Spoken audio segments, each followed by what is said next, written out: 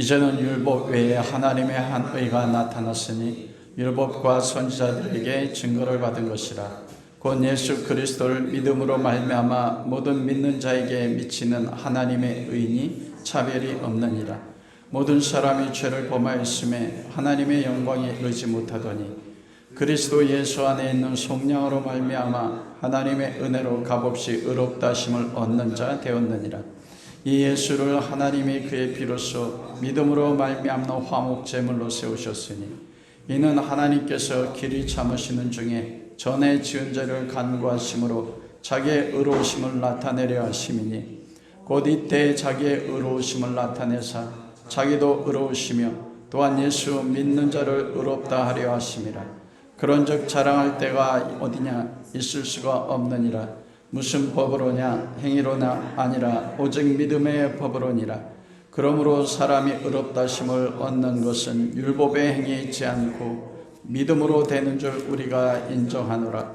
우리는 다만 유대인의 하나님이시야 또한 이방인의 하나님은 아니시냐. 진실로 이방인의 하나님도 되시느니라. 할례자도 믿음으로 말미암아 또한 무할례자도 믿음으로 말미암아 의롭다 하실 하나님은 한 분이시니라. 그런즉 우리가 믿음으로 말미암아 율법을 파기하느냐? 그럴 수 없느니라. 도리어 율법을 굳게 세우느니라. 3장 21절에서 31절까지 말씀은 로마서 1장 18절에서 지금까지 3장까지 이야기하는 모든 말씀의 결론이에요. 그리고 로마서의 가장 큰 핵심이 오늘 말씀입니다. 로마서 1장 17절 복음에는 하나님의 의가 나타났으니 믿음으로 믿음에 이르게 하나니 오직 의는 믿음으로 말미암아 살리라. 이 말씀을 가지고 설명하는 거거든요.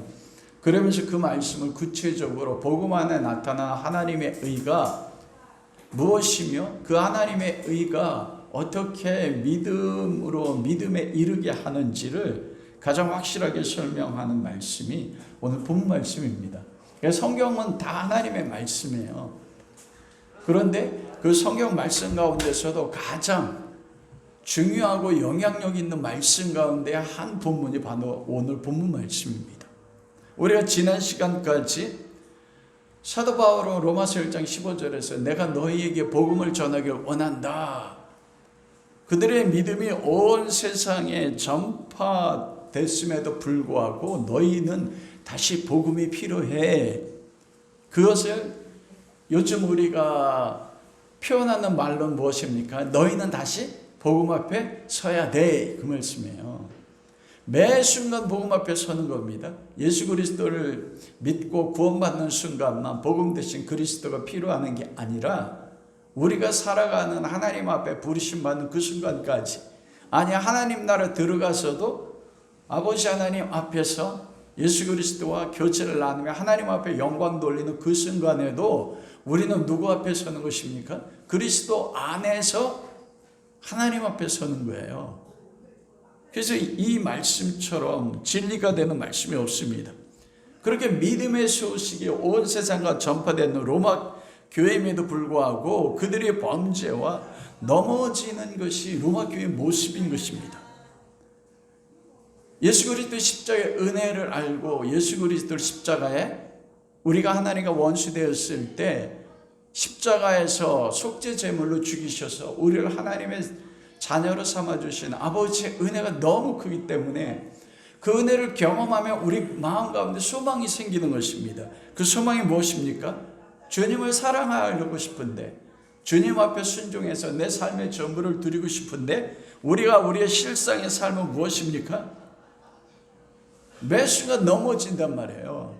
로마 교회도 마찬가지입니다. 믿음의 소식이 온 세상에 전파됐음에도 불구하고 바울이 그들에게 내가 복음을 전해야 될 만한 이유가 로마 교회 가운데 있었어요. 넘어짐이 있었거든요. 그리스도 안에 거듭나고 하나님의 사랑, 그리스도의 은혜를 아는데도 그들 가운데 범죄함이 있다는 것입니다. 그래서 그 결론의 말씀으로 로마 3장 10절부터 의인 없나니 하나도 없으며, 와, 그리스도 안에 거듭났는데 의인이 없고 하나도 없대. 여러분 이거 잘 아셔야 됩니다. 우리는 예수 그리스도를 믿는 믿음으로 하나님 앞에 의롭다 인정을 받았어요. 그러나 의롭다 인정을 받았음에도 불구하고 우리 삶에서 우리가 율법의 말씀에 따라서 완전한 의로 따라 순종하고 의를 따라서 하나님 앞에 사랑으로 섬깁니까? 아니거든요. 넘어진단 말입니다. 그래서 하나님의 율법으로 보면 의인이 없어요. 믿는 성도들을 할지라도. 그런데 하나님이 예수 그리스도가 이루어진 율법의 의가 우리를 덮어짐으로써 하나님이 우리를 볼 때 매 순간 넘어지고 범죄함에도 하나님은 그리스도의 의를 통해 우리를 바라보면서 뭐라고 하는가? 내가 너를 의롭다 칭할게. 그런데 내 삶을 바라보면 어때요? 하나님 나를 의롭다 칭하셔서 언제나 그리스도 안에 나갈 때마다 날 용납하시는데 내가 내놓을 수 있는 게 뭐밖에 없습니까? 나 행한 것 죄뿐이니. 나 행한 것 죄뿐이에요. 그래서 주님 앞에 나갈 때마다 범죄하는 것이 죄를 가지고 나가요. 그게 무엇입니까? 율법의 역할이에요. 율법으로는 하나님 앞에 의로 얻을 사람이 없습니다. 그런데 놀라운 건 뭐냐면 우리 신앙생활의 대부분의 경우가 내가 뭔가 율법에 따라 순종을 했고 내 삶에 대해서 헌신을 드리면 그러면 하나님 앞에 나갈 때 막 룰루랄라 당당하게 나가요. 그렇지 않습니까? 나가는 조건이 뭐에 있어요? 내 행위에 있어요. 내 순종. 내가 힘들고 어려운데도 내가 내 한계 지나게 헌금을 드린다든지 봉사의 삶을 살면 와, 내 안에 뭐가 들어요? 와, 나 괜찮네. 하나님 나 인정하실 거야. 그리고 그걸 의지하고 나간다고요. 근데 성경 뭐라고 말씀합니까? 만일 그걸 따라서 우리가 나아가면 하나님은 율법의 기준으로 딱 잘을 들이대면 그 순간 어떻게 돼요? 죽는 거예요. 그게 진노입니다. 왜냐하면 어떤 사람도 내 기준으로 내가 헌신하고 봉사하고 충성했어. 그런데 100% 율법에 따라서 헌신되고 100% 마음과 뜻을 다해서 하나님을 사랑하고 내 이웃을 내 몸처럼 사랑하는 사람이 있습니까? 없습니까? 없습니다. 하나님 그 기준을 가지고 바라봐요. 그게 오늘 본문에 말씀하시는 율법인데 율법을 뭐라고 표현하냐면 하나님의 의라고 표현해요. 좀 이따 말씀을 나누겠지만. 그런데 율법으로 하나님 앞에 의롭다 인정받을 사람이 없어요. 참 놀라운 건 뭐냐면 그리스도께서 십자가에 죽으셔서 우리를 하나님의 자녀를 삼으셨을 때 우리로 하여금 우리가 믿음의 삶에서 범죄하고 넘어짐에도 자유하게 살게 하셨는데 우리는 자유하지 않습니다. 내가 기준을 정한 것으로 무언가 순종했으면 자유한데 매 순간 넘어지면 그럼 어떻게 돼요? 그게 매여가지고 자유하지 못해요.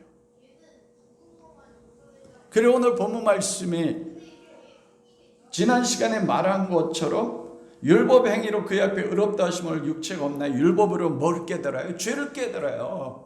그런데 이 20절과 21절 사이에 행간에 숨겨져 있는 의미 있는 말씀이 있습니다.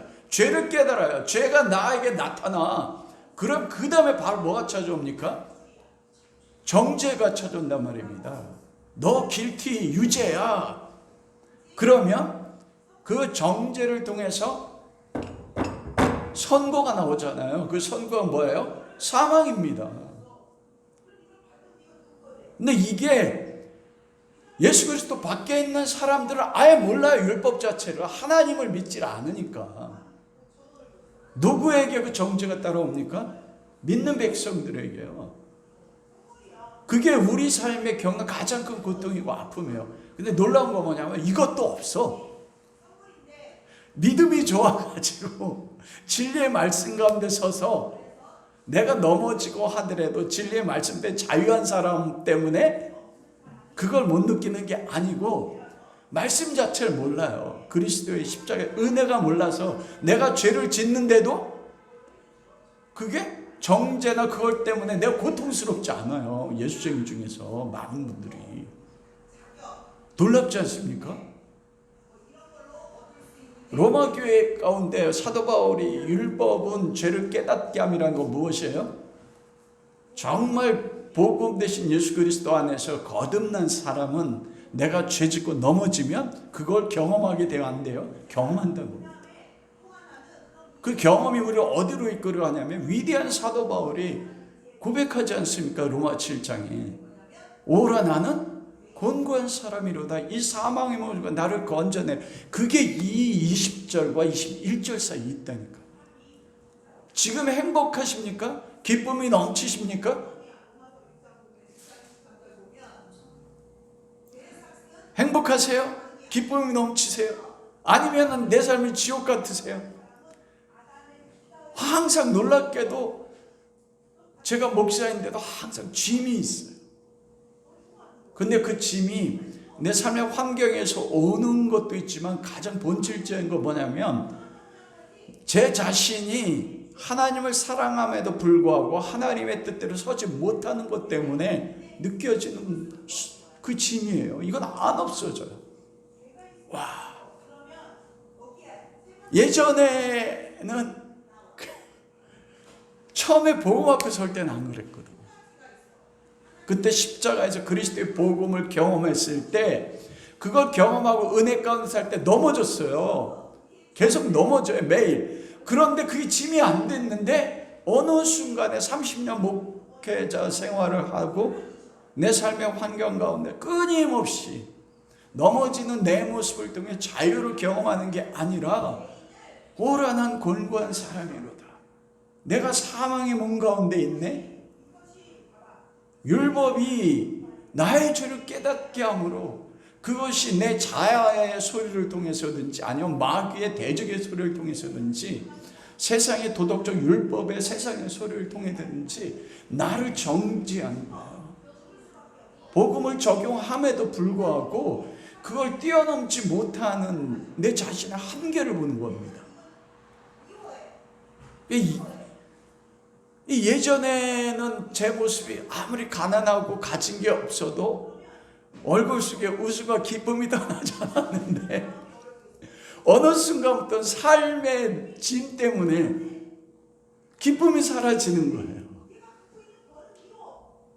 여러분 지금 기쁘십니까? 의지적인 선택이었다면서. 그래서 와 누가 이 사망을 날 건져내랴. 그때 21절입니다. 그래 20절 말씀이 율법으로 죄를 깨닫게 하면 우리는 이때 뭐 하냐면 절망해요. 소망의 모든 것이 다 끊어지는 거예요. 그걸 경험하도록 놀랍게도 하나님께서 우리를 그곳 가운데 뭐라고요? 넘겨주신다는 거예요. 우리를 넘어진 가운데 우리의 죄를 짓는 가운데 하나님이 죄 짓게 하는 게 아닙니다. 내가 의지적인 선택으로 내가 불순종에 죄 짓는 거예요.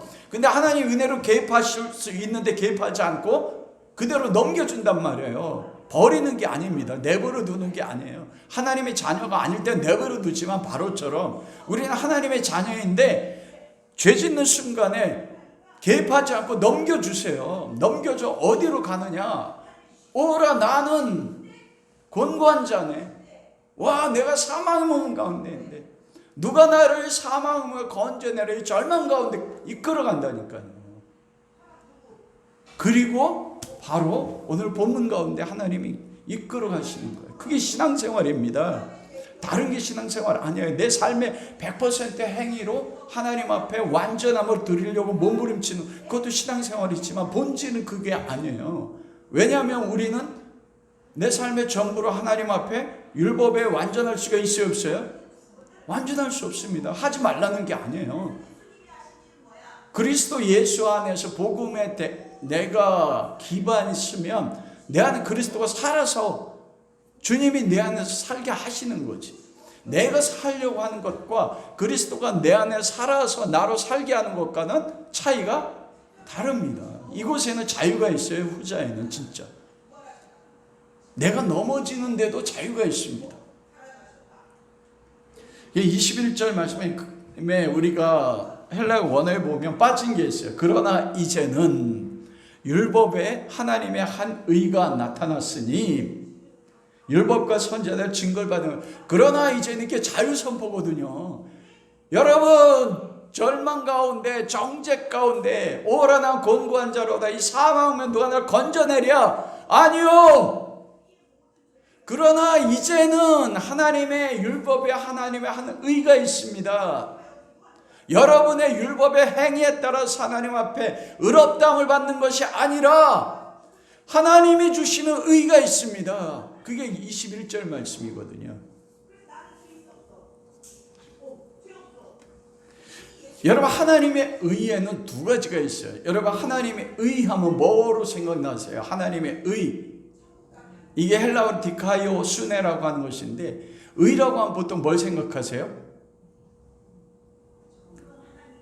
하나님이 의롭다. 그럼 뭘 생각해요? 공평하고 도덕적으로 깨끗하고 맞습니까? 우리가 어떤 사람을 의롭다 하면 이 사람은 어떤 사람이에요?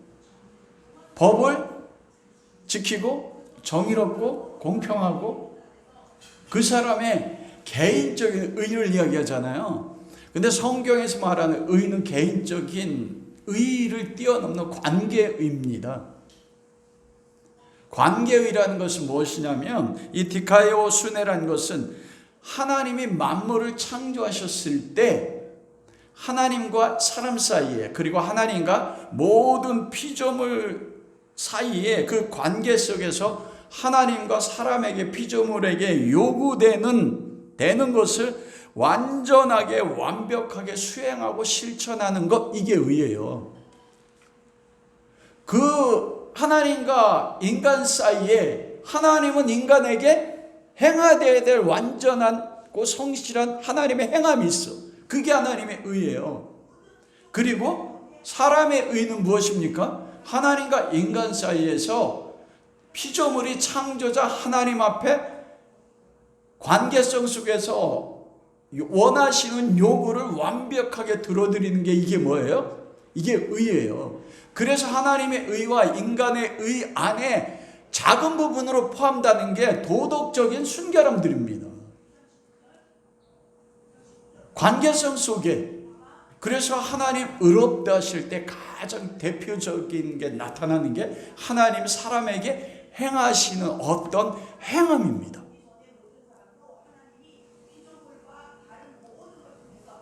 하나님이 태초에 천지를 창조하셨다. 이것도 하나님이 피조물에게 행하시는 하나님의 행위잖아요. 창조행위. 이것도 하나님의 의예요. 사람을 하나님의 형상으로 만드시고 선악과를 먹지 마라. 이게 하나님과 인간의 관계에서 맺어지는 거예요. 이게 완벽해지는 게 뭐예요? 이게 의예요. 의의 관계. 하나님은 선악과를 통해서 사랑을 표현한 거거든요. 왜냐하면 너와 나는 달라. 내가 널 만들었어. 이 선악과를 볼 때마다 와, 선악과 먹으면 죽어. 선악과는 하나님과 나를 구별하네.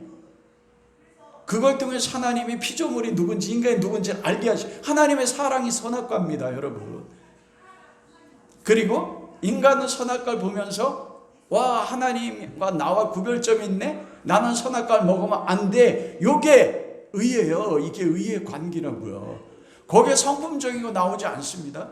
그러나 그 본질 속에는 뭐가 있어요? 하나님이 인간을 향한 성품, 그리고 하나님과 인간 관계성 속에 사람이 하나님을 향해서 가지는 관계성 속에 내포되는 게 뭐예요? 성품들이에요. 그게 뭐냐면 신뢰, 믿음, 순종, 이 모든 게 의예요. 어떤 의롭다, 도덕적으로 그게 의가 아는 것입니다. 그래서 이 첫 번째 의가 뭐냐면 율법에 나타났던 것이에요. 율법에 나타난 하나님의 의. 왜냐하면 오늘 그러나 이제는 율법에 한 의가 나타났다 이거잖아요. 율법에 한 의가 있고 율법이 뭐예요? 하나님의 의예요. 여러분 21절 보세요. 그러나 율법 외에 하나님의 한 의가 나타났으니 율법도 하나님의 의인데 율법으로는 인간이 하나님의 의를 이룰 수가 없어서 율법 앞에 서기만 하면 뭐예요? 죄만 드러나. 그러니까 죄만 깨닫게 나니까 인간이 죄인 걸 깨달아서 피조물이 창조자인 하나님 앞에 행할 의를 못 이루잖아요. 그래서 한 의를 나타냈던 거예요. 그러니까 율법이 뭐예요? 하나님의 의입니다. 여러분, 그래서 율법 속에 나타난 하나의 의, 그거 뭐냐면 가장 핵심은 하나님은 사랑이시다는 거예요. 율법이. 모세오경이 율법이잖아요. 토라, 이게 모세오경의 레위기, 신명기, 하나님 말씀 613가지. 그런데 창세기 자체도 모세오경 자체가 율법입니다. 태초에 하나님의 천지를 창조하시니라. 하나님의 천지를 창조하시고 우리가 우리 형상을 따라 사람을 만드셨어요. 왜 하나님 창조하셨어요? 사랑이기 때문에. 사랑의 관계를 맺으려고요. 율법 속에 하나님 율법을 준 건 짐을 주는 게 아니에요. 내가 너 사랑해. 그래야지 율법을 안에 있는 사랑의 관계를 통해서 하나님과 인간 서로 사랑할 수 있어. 그런데 율법이 악한 게 아니라 누가 악해요? 인간이 악해서, 아담의 혈통으로 태어난 인간이 악해서 약해 율법을 이룰 수가 없어요.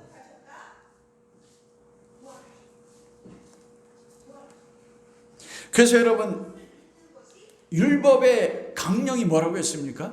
마음과 뜻과 힘을 다하여 여호와 내 하나님을 사랑하고 둘째는 그와 같아 내 이웃을 내 몸과 같이 사랑하라. 이게 율법이에요. 우리가 금요일날 말라기서를 말씀을 나눴는데 말라기 1장 2절에 내가 너희를 사랑하였노라. 이게 구약 성경의 핵심이거든요. 성경의 다 모든 것을 한마디로 하면 내가 너희를 사랑했다. 이게 하나님이 인간을 향해 가지는 율법 안에 나타난 하나님의 의예요. 그런데 그 의에 대해서 인간이 마음과 뜻과 힘을 다해 사랑해요, 못해요? 못한단 말입니다. 인간이 약해서, 악으로 인해서 약해졌어요. 범죄함으로 인해서 그 하나님의 뜻을 이룰 수 없어. 그래서 성경 끊임없이 사랑인데 우리가 말씀을 그래서 가장 먼저 적용해야 되는 것은 이 말씀 속에서 누구를 봐야 돼요? 예수 그리스도. 우리가 하나님의 사랑을 보고 그 앞에 뭘 봐야 됩니까? 나의 죄를 봐야 돼요. 언제나 최고의 적용은요. 그리고 나는 알 수 없는데, 그래서 사도 바울이 나는 죄인 중에 괴수라고 고백하는, 이게 최고로 하나님을 기쁘게 하는 거예요. 내가 뭘 했기 때문에 우린 그렇게 생각하는데 하나님은 완전하게 의로우세요. 거룩하세요. 인간의 우리가 생각하는 어떤 거룩의 행위가 하나님의 거룩과 영광을 더할 수 있습니까? 없습니까? 없어요. 근데 사람들은 내가 높은 위치에 올라가서 뭔가 하나님의 뜻을 행하면 하나님 영광 받는. 아니요. 그러면 이거는 하나님의 행해서 영광 받는데 뒤로는 어때요? 또 나쁜 짓을 해. 어떻게 한 입에서 단물과 쓴물이 나옵니까? 하나님을 기쁘게 하는 거 뭐 하겠어요? 믿음밖에 없어요. 좀 이따 그 믿음이 뭔지 나누겠지만. 율법을 딱 보게 되면 와, 나는 죄인이네. 두 번째가 바로 율법에 나타난 하나님의 한 의입니다. 율법을 완전히 지키면 의롭게 돼요, 안 돼요? 의롭게 돼요. 왜냐, 율법은 인간을 향한 하나님의 관계에 대한 모든 걸 표현한 거거든요. 율법을 주셨어. 사랑입니다. 그 신의 산에서 나 너 율법을 행해서 나 너하고 관계하고 싶어. 에덴 동산 회복하고 싶어. 그런데 인간이 그거에 대해서 사랑으로 행할 수가 없으니까 깨어진 거야. 하나님 깨신 게 아니에요. 율법에 나타난 하나님의 의, 이걸 통해서 우리가 하나님 앞에 의에 이룰 수 있는 거예요. 하나님의 의가 바로 율법 말고 율법의 한 의, 어떤 하나님의 의 가운데 하나님의 의가 그곳에 나타났어. 또 다른 의가 율법 외에 이걸 통해서 구원받는 겁니다. 율법의 하나님의 나타났으니 선지자들과 율법과 선지자들에게 증거를 받은 것. 이것은 새로운 게 아니라는 겁니다. 구약성에 이미 계시되어 있다는 거예요. 율법이 어디에 나타났습니까? 여러분, 하나님이 아담이 범죄했을 때 창세기 3장 15절에 여자의 후손은 내 머리를 상하게 할 것이요 너의 후손은 여자의 후손은 발꿈치를 상하게 하리라. 그리고 창세기 3장 22절에 뭐라고 합니까? 하나님이 창세기 3장 21절에 아담과 그의 아내에게 하나님의 가죽옷을 해입히시매. 이게 뭐예요? 이게 하나님의 의예요. 여기서 하나님이 짐승을 죽여서 그 피 흘림을 통하여 피 흘린 가죽옷을 아담에게 입히셨어. 그 짐승의 희생을 통해서 하나님은 아담과 하와에게 사랑을 나타내셔. 의, 관계에서 하나님 행할 관계를 아담의 행위에 관계없이 뭐 하셨어요? 먼저 완벽하게 나타나셨어요. 아담은 뭐예요? 그걸 입음으로 뭐 한 거예요? 믿음으로 관계, 하나님 앞에 피조물이 창조자가 해야 될 관계예요. 이게 율법 속에 이미 나타났어요? 나타났어요. 선지자들 속에도 나타났다고요.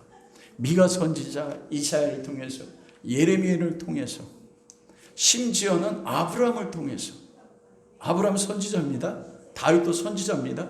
모세를 통해서 네 씨, 다윗의 네 씨, 한 씨, 모세를 통해서 나와 같은 선지자. 그때 이미 하나님은 율법과 모세오경을 통해서 그리고 많은 선지자를 통해서 하나님의 의, 율법으로 말미암지 않는 하나님의 의를 성경에 이미 말씀하셨어요. 그래서 구약 성경 속에서 이 율법을 통해서 하나님의 의로 나아가는 자들은 다 그 거치는 돌 그리스도로 인해서 다 부셔져서 하나님 나라에 이르지 못했지만 구약 성경에 감춰져 있는 하나님의 의를 발견한 사람들은 그 하나님의 의 가운데 나타난 그리스도로 말미암아 어떻게 돼요? 하나님 나라에 이르게 돼요. 그게 남은 자입니다. 아브라함의 자손이라도 아브라함 자손이 아니에요. 야곱과 에서가 이삭의 자녀였지만 야곱은 무엇합니까? 아버지를 속이면서까지 믿음, 그곳에 믿음이 나와 있다는 거예요. 속이란 게 아니고요. 그러면 하나님의 의, 율법과 선지자를 통해서 나타난 하나님의 의가 무엇입니까? 22절, 그걸 딱 한마디로 설명했어요. 22절 뭐라고 이야기합니까?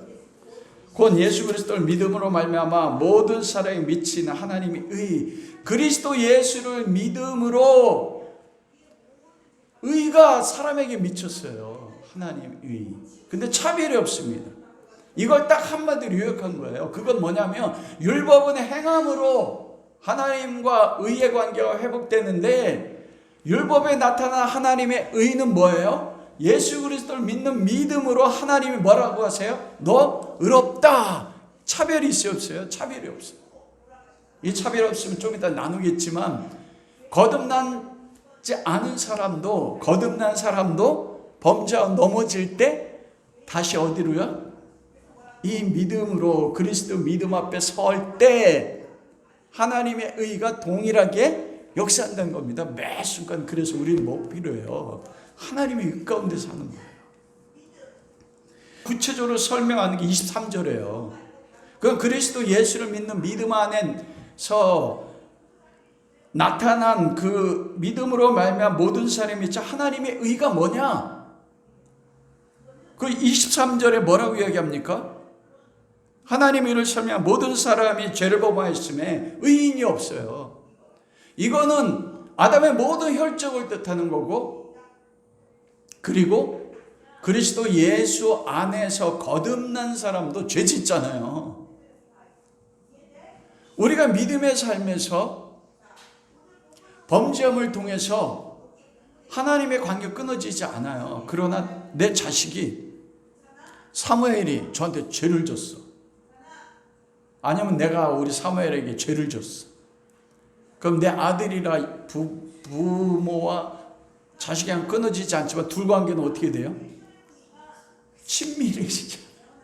여호와를 경외하며 하나님의 친밀함이 여호와를 경외하는 자 가운데 있다고 했잖아요. 하나님과의 친밀함이 사라지는 거예요. 혈족이 피는 끊어지지 않습니다. 그러므로 모든 사람이 죄를 범하여 여호와 영광에 이르지 못한다. 두 가지예요. 자연인 존재 자체가 죄를 범했기 때문에 하나님의 영광은 변하지 않습니다. 영원히 존재합니다. 그런데 범죄한 인간은 하나님의 영광에 이를 길이 없어요. 그런데 거듭난 그리스도인조차도 범죄하게 되면 어떻게 돼요? 여호와의 영광, 하나님의 친밀함, 나를 향한 하나님의 사랑 가운데 매 순간 경험하는 게 뭐예요? 없어요. 그게 우리의 고통 아닙니까? 내가 하나님의 자녀임에도 불구하고 영광이 이루지 못했는데 그 하나님의 영광이 이룰 수 있는 기회를 주셨대. 그게 뭐냐면 24절입니다. 그리스도 예수 안에 있는 속량으로 말미암아 하나님의 은혜로 값없이 의롭다 하심을 얻는 자.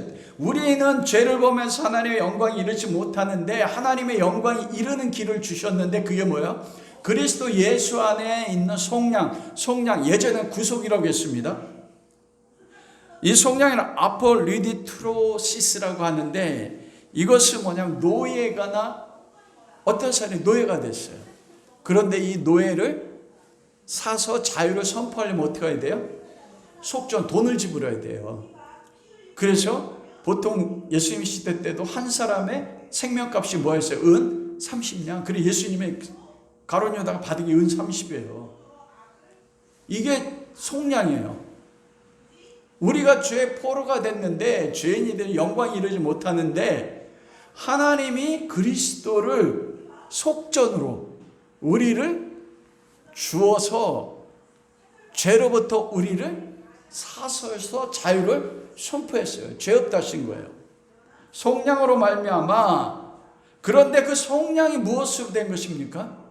내 행입니까? 아니죠. 거기 보면 값없이 은혜로 값없이 의롭다함을 얻었어요. 카리스. 은혜가 뭡니까 여러분? 여러분 그래 이걸 알아야지 우리가 그리스도 거듭나서도 자유할 수가 있어요. 카리스라는 것은 받을 자격이 없고 갚을 능력도 없는 자에게 거저 선물 주는 거예요. 내가 받을 자격이 없어. 난 죄인인데. 여러분이 자녀들이 생일날 되면 선물을 줘야 안 줘요? 내 자식이 나한테 죄를 졌어. 그래서 선물 줘야 안 줘요?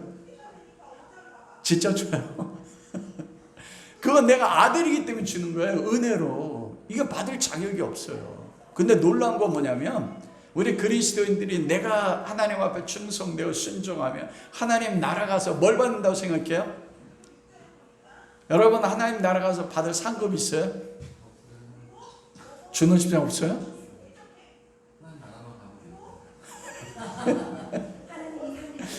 그래서 교회에서 우리 하나님 나라 상급 받자. 예전엔 그래서 개털 모자 쓰지 말고 멸류관 쓰자고 했잖아요. 여러분 상은 내가 한 대가를 통해서 받는 거예요. 내가 받을 자격이 있어서.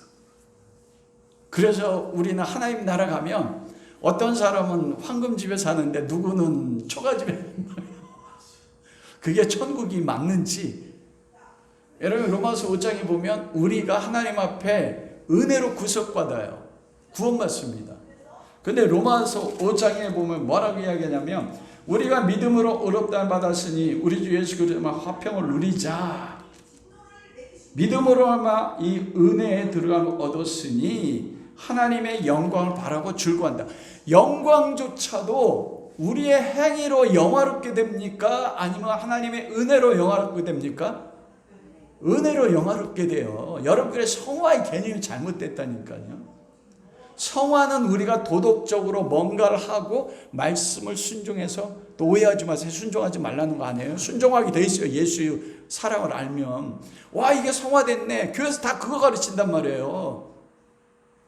근데 예수밖에 있는 사람들이 세상의 도덕적 기준과 구제하는 데 있어 더 뛰어난 사람들 많아요. 그 사람들 성화됐습니까? 아니요. 성화와 영화롭게 되는 거, 우리가 예수 그리스도의 영광의 몸으로 변화되는 것조차도 뭐로 돼요? 은혜로 돼요. 그런데 와, 내가 하나님 나라 가서 하나님 내가 이거 했잖아요, 상 주세요, 이게 은혜를 아는 거야, 모르는 거예요? 모르는 거예요. 난 하나님 앞에 내가 뭘 했다고 상 받는다고 그래요. 상 받기 위해서 우리 열심히 충성합시다. 맞아요, 틀려요? 그렇다고 다른 분 목사님, 목사 이상하네 이렇게 얘기하니까 두렵네요. 아닙니다. 하나님 앞에 내놓을 게 없어요. 내가 뭘 해도. 왜냐하면 율법으로 의롭다함을 얻을 죄가 없습니다. 그렇게 하나님 나 상 주세요 하려면 예수님처럼 어떻게 해야 돼요? 100% 율법을 다 이룬 자만이 하나님 앞에 상달을 할 수 있어요. 자격이요. 율법의 의로. 와, 그러니까 여러분, 내가 이 땅에서 뭘 해서 하나님 앞에 나 상 받을까 버리세요.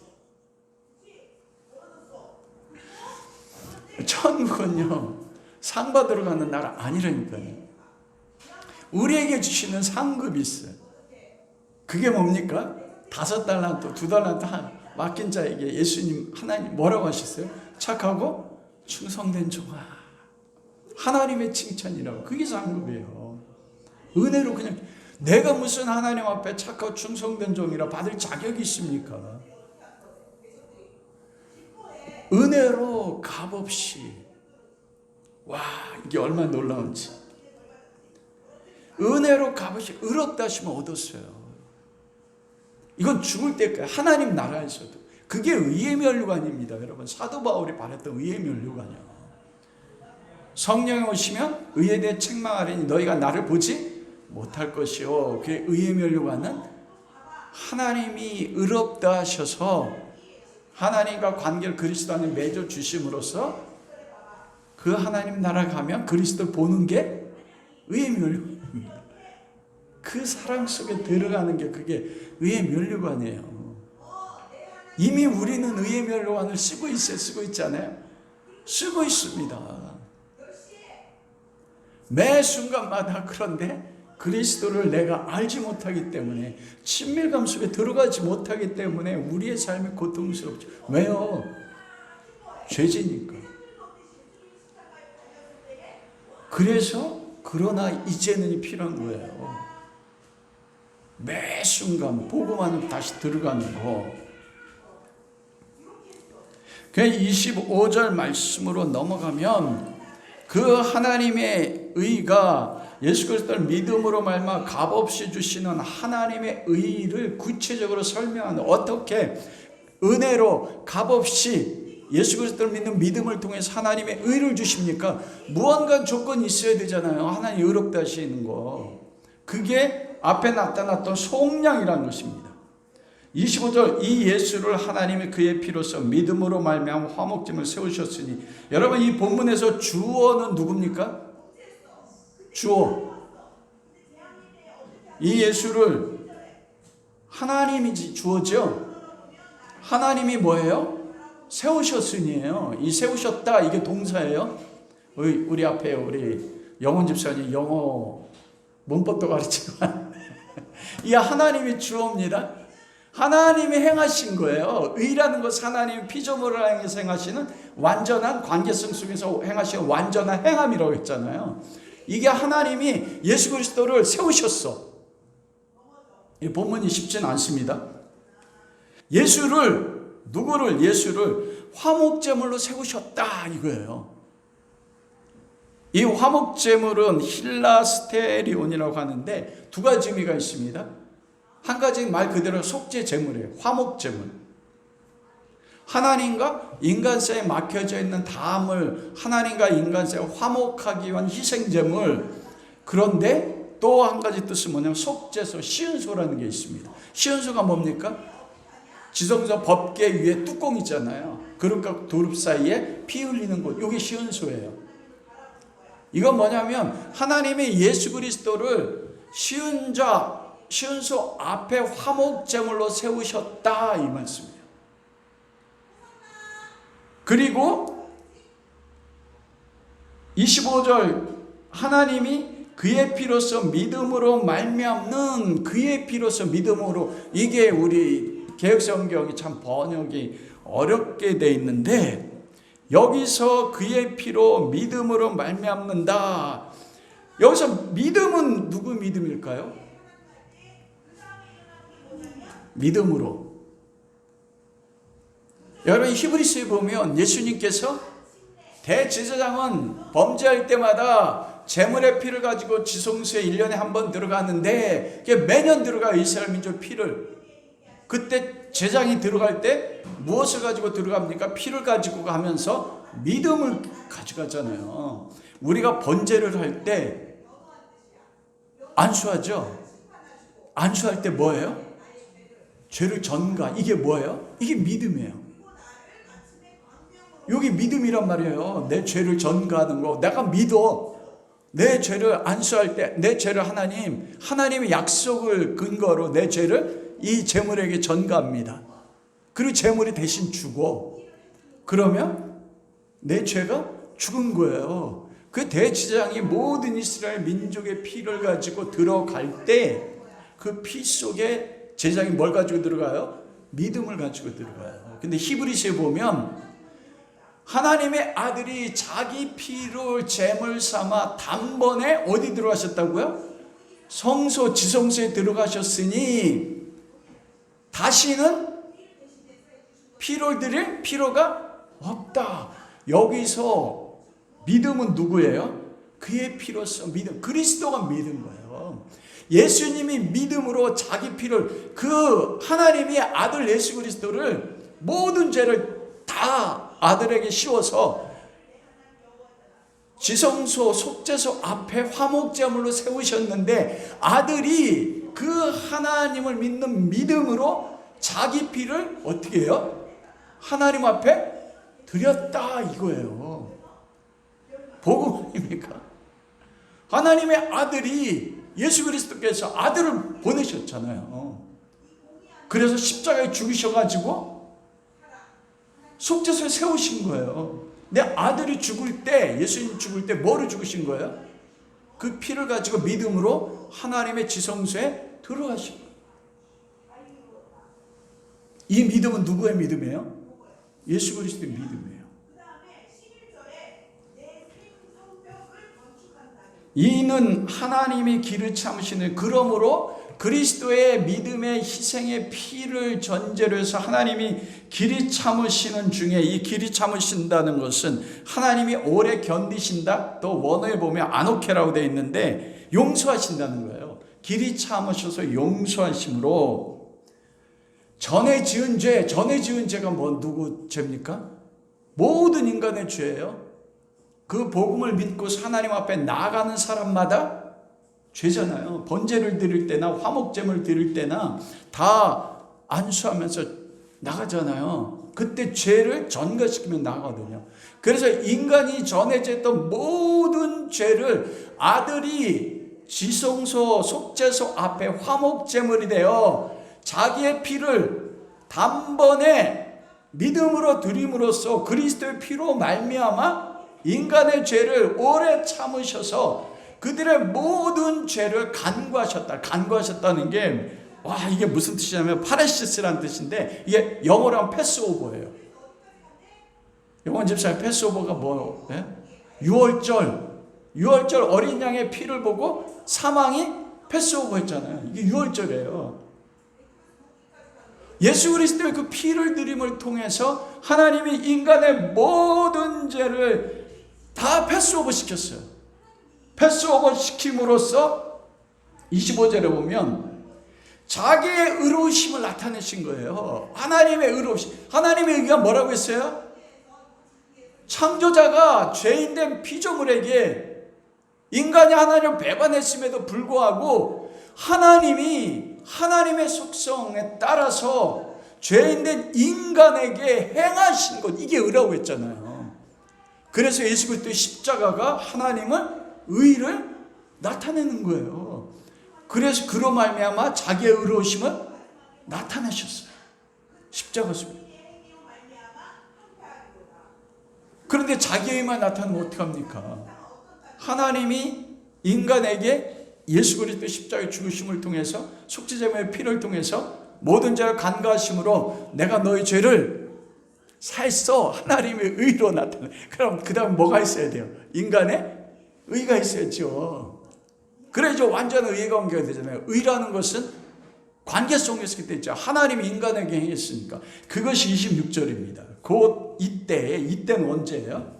예수 그리스도의 피를 통해서 우리의 죄를 패스오버 하심으로 와 내가 너에 대한 모든 걸 내 창조자로서 모든 걸 다 표현했어. 그때 하나님의 의로우심이 나타났잖아요. 그죠? 십자가에서 아들의 죽으심을 통해서 이게 하나님의 의입니다.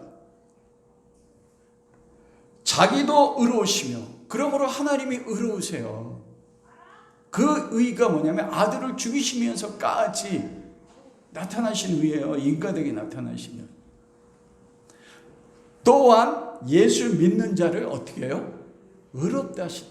그걸 통해서 예수 그리스도를 믿는 자를 의롭다 하셨다. 의라는 건 뭐냐면 인간이 죄인된 인간이 피조물이 창조자 하나님 앞에 행하는 행위인데 우리는 악해서 율법을 다 이룰 수 없었어요.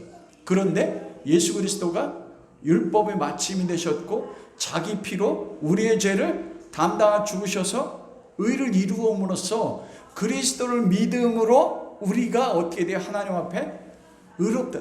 이제 이해가 되세요? 이게 복음의 완전하게. 예수 믿는 자를 의롭게 하신 거예요. 여러분 이게 하나님의 의입니다. 복음 안 그래서 로마서 1장 17절이 그러잖아요. 복음 안에 하나님의 의가 나타났으니 와. 근데 복음 안에 그 복음으로만 하나님의 의가 우리를 어떻게 했어요? 의롭다 하셨어. 무엇을 통해서요? 그 사이에 믿음으로 믿음에 그래서 믿음인 거예요. 그래서 27절 말씀에 사도 바울이 바로 무엇으로 나갑니까? 자랑할 데가 어디에 있느냐? 무슨 법으로냐? 행위로냐? 오직 예수 그리스도 믿는 믿음의 법. 여러분 믿음엔 두 가지가 있습니다. 첫째는 지금까지 얘기한 것처럼 이 25절에 그리스도의 믿음이에요. 예수 그리스도가 아버지의 뜻에 따라서 단번에 자기 피를 가지고 지성소에 대제사장이 제물의 피를 가지고 이스라엘 민족의 죄를 가지고 속죄소에 들어감으로 그 믿음에 따라서 제물의 속전으로 이스라엘 민족 전체가 제사받는 것처럼 예수님이 십자가에 죽으실 때 그 피를 가지고 어디 들어가셨어요? 아버지 보좌 하늘에 있는 성소에 들어갔다고 히브리서에 말씀하거든요. 들어갈 때 피 안에 믿음을 가지고 들어가셨어요.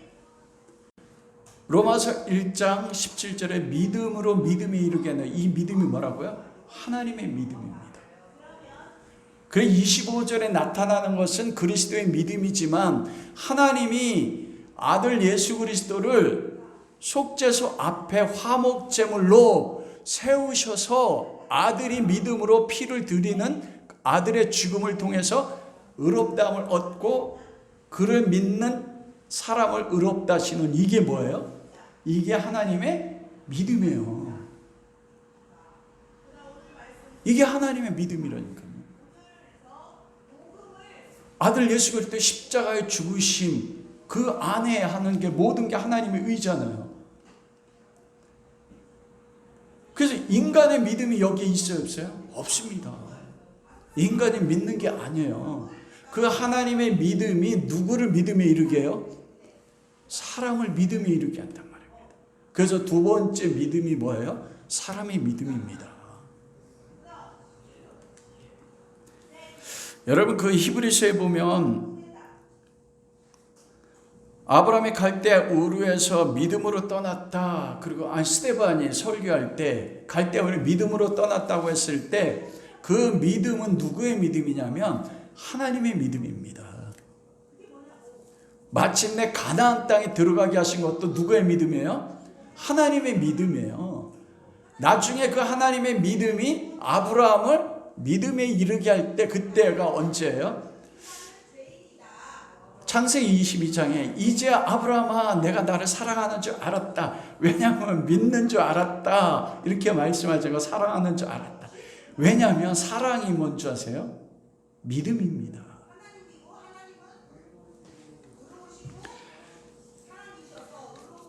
여러분, 그 믿는다는 게 무엇인가? 믿는다고 할 때 기독교의 믿음은 뭐냐면 대상자가 있어요. 나는 믿는다 할 때 나는 뭘 믿어요? 예수 그리스도를 믿고 하나님을 믿는 겁니다. 이 대상이 있어요. 그 헬라어로는 이거 크레도라고 하고, 고대 영어로는, 영어로는 believe인데 이게 고대 영어로는 belove라고 해가지고 beloved라고 표현된대요. beloved는 뭐예요? 가장 사랑하느니. 그래서 believe라는 것은 나는 믿는다, 이것 속에서는 뭐가 있냐면 나는 사랑한다. 헬라어로는 나는 믿는다가 크레도예요. 그래서 우리가 사도신경 할 때 신경은 크레도라고 하거든요. 이건 뭐냐면 나는 믿는다는 뜻이에요. 그런데 크레도라는 뜻에는 뭐가 있냐면 나의 심장을 드린다는 뜻이에요. 심장. 여러분 사도신경 할 때 심장 드립니까? 심장을 드린다는 건 뭐예요? 심장이 내 존재를 드린다는 거거든요. 내 존재요. 존재란 건 뭐예요? 다른 말로 하면 나 자기를 드리는 건데, 나를 드리는 것의 표현이 뭐예요? 사랑입니다.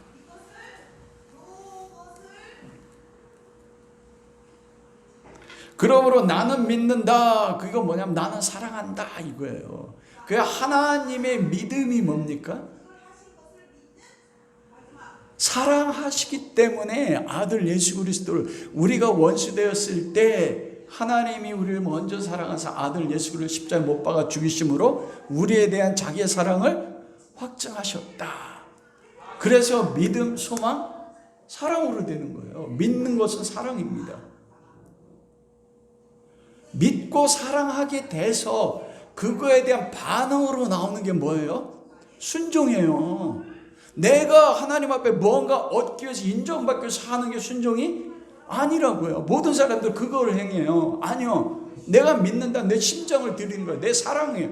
그럼 사랑에는 관계잖아요. 믿음은 관계이기 때문에 믿음의 관계에서는 반드시 발생되는 뭔가가 있어요. 나오는 게, 그게 뭐냐면 순종이고 행함입니다. 그래서 사랑 가운데서 나오는 행함만이 뭐예요? 그게 하나님을 영화롭게 해요. 믿음이 하나님을 기쁘게 하는 것처럼. 하나님의 믿음은 나는 너를 사랑해. 로마 교회가요, 지금 서로 간에 인정하지 않고 있잖아요. 이 사람들 거듭난 사람들이라 말씀을 볼 때마다 말씀이 뭐합니까? 죄를 깨닫게 해요. 와, 믿음이 온 세상 전파됐는데 그들 가운데는 그 고통이 뭔지. 왜냐하면 사도 바울 알고 있었습니다. 왜냐하면 자기가 로마 7장에 그걸 고백하잖아요. 율법을 따라서 내가 행함으로 할 때마다 내 죄가 얼마나 큰지, 그로 인해서 내 사망에 매 있는 것 같은 하나님의 자녀인데도 그 삶이 지옥과 같은 그걸 경험하게 될 때,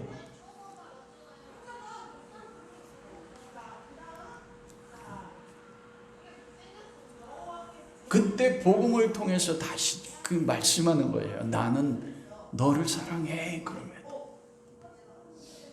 그게 하나님의 믿음입니다. 그리고 그리스도 예수를 믿는 믿음으로 의롭다고 할 때 우리가 예수를 믿는다는 건 뭡니까?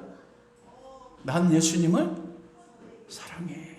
예수님 앞에 내 심장을 드렸다는 거예요. 십자가에 죽으신 분 앞에.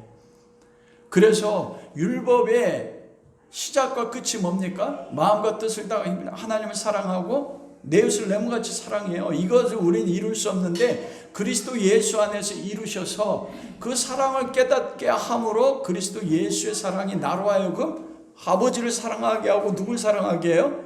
내 이웃을 사랑해서 내 이웃을 향해서, 내 가족 안에 있는 원수를 향해서 뭘 바치는 거예요? 내 생명을 바치는 거예요. 이게 믿는 거예요. 그래서 27절에서 또 자랑할 데가 어디 있느냐, 내가 뭘 했다고 순종을 자랑합니까? 자랑할 게 뭐밖에 없어요? 믿음밖에 없다. 이 믿음이 뭡니까? 사랑이라고요. 그리스도를 향한 사랑. 그러므로 사람이 의롭다 하심을 너가 율법에 있지 않고 믿음으로 되는 줄 우리가 인정하노라. 다른 걸로 되는 게 아닙니다. 자랑할 것이 없습니다. 말씀을 마치도록 하겠습니다. 여러분, 여러분의 삶이 지금 어떻습니까?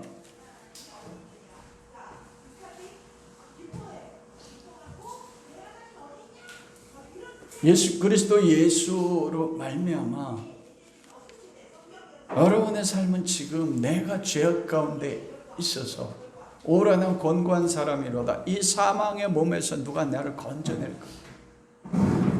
여러분, 그곳에 머무를 때 우리 삶이 지옥 같을 수밖에 없어요. 사도 바울이 왜 내가 너의 복음을 전하기를 원한다고 했냐면 그곳에서 머무르는 거야. 그러나 이제는 율법이 아니라 지금도 나를 사랑하시는 하나님의 의, 하나님의 은혜로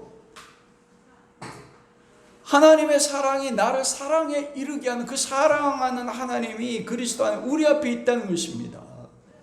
그래서 사도 바울이 27절부터 30절까지 할례자도 믿음으로 말미암아 또한 무할례자도 믿음으로 말미암아 의롭다 하실 그러잖아요. 의롭다 하실 하나님 한 분이시다. 너희들 하나님 앞에 나오라. 그러면 유대인이나 헬라인 차별이 없다는 거예요. 왜 서로 정죄함으로 인해서 왜 지옥 같은 삶을 사느냐?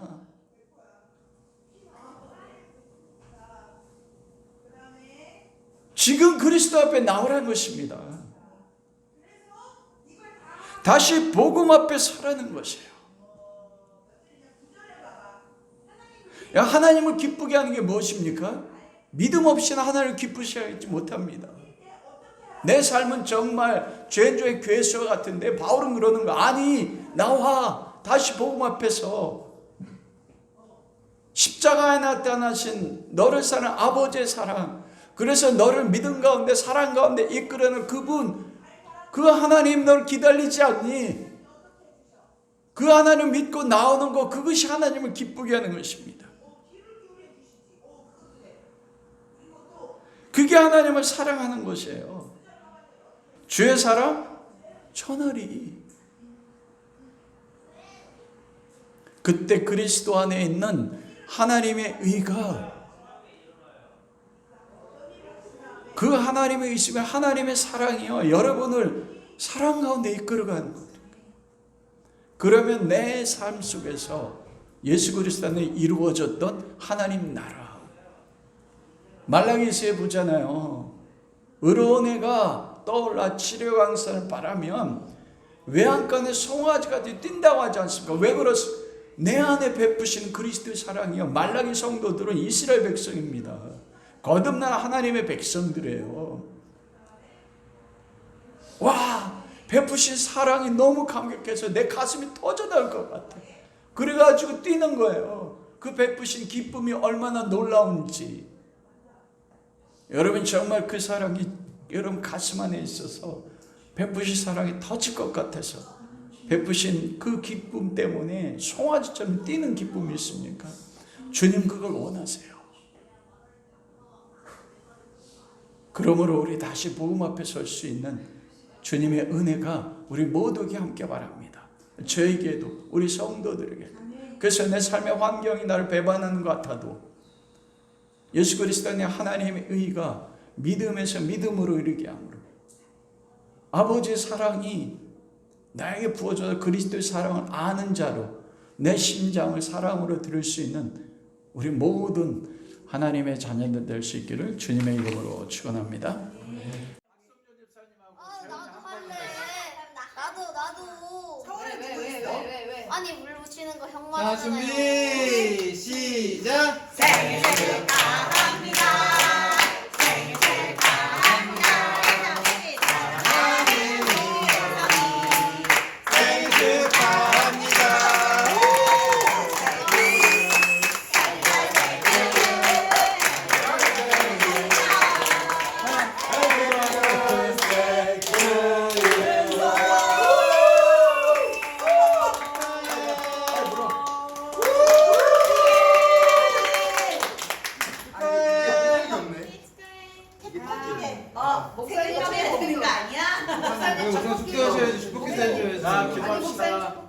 하나님 인성이를 12년 전에 이 땅에 은성이를 소리 12년 전에 이 땅에 보내주셔서 은성이로 인해 지금까지 기쁨과 또한 영광 받아주신 하나님을 찬양합니다. 네. 아멘. 아버지가 은성이를 이 땅에 보내신 하나님의 뜻이 그의 생애 가운데 이루어질 수 있게 하시고 아멘. 마음의 소원들이 이루어져서 그의 삶이 사람 딸의 삶이 기쁨이 되며 많은 사람들에게 복되게 인정받는 삶이 되게 축복하여 주옵소서. 아멘. 예수님 이름으로 기도합니다. 거기다 묻혀야 돼 이거. 야, 왜 망설을 팍 붙였어야지. 기도할 때 가까하게 할때 정원이가 냉동실에 넣어서 이거 붙였었는데. 나팔 먹고 싶어. 별이 선생님 한 마리는요 제가 나눠드릴게요. 자, 네, 진짜.